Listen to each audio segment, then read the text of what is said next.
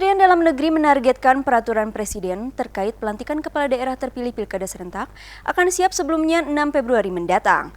Pelantikan kepala daerah terpilih dipastikan di Jakarta.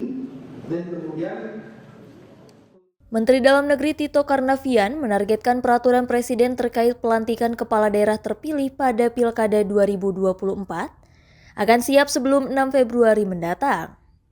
Hal ini diungkap Menteri Dalam Negeri Tito Karnavian usai menghadiri rapat kerja bersama Komisi 2 DPR di Kompleks Parlemen Senayan, Jakarta pada Rabu 22 Januari 2025. Tito mengaku akan mengajukan draft Perpres pelantikan kepala daerah ke Presiden Prabowo Subianto pada pekan ini. Kepres ini akan menjadi dasar pelantikan kepala daerah tanpa sengketa di Mahkamah Konstitusi. Tito juga memastikan bahwa pelantikan kepala daerah akan digelar di Jakarta yang kini masih berstatus sebagai ibu kota negara. Nah nanti tahap keduanya kita melihat proses dismisal yang informasinya tanggal 13 tapi 15 diserahkan hasilnya kepada KPU.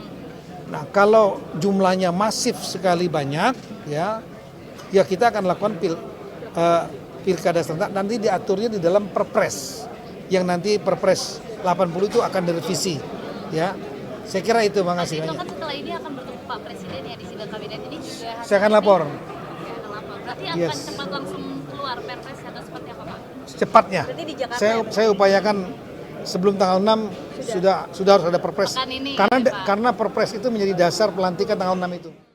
DPR bersama pemerintah telah menyetujui bahwa pelaksanaan pelantikan kepala daerah yang tidak memiliki sengketa hasil pilkada di Mahkamah Konstitusi akan dilantik oleh Presiden pada 6 Februari mendatang. Saat ini sebanyak 21 pasangan gubernur dan wakil gubernur, serta 275 pasangan kepala daerah tingkat kabupaten kota telah ditetapkan Komisi Pemilihan Umum sebagai kandidat terpilih Pilkada Serentak 2024.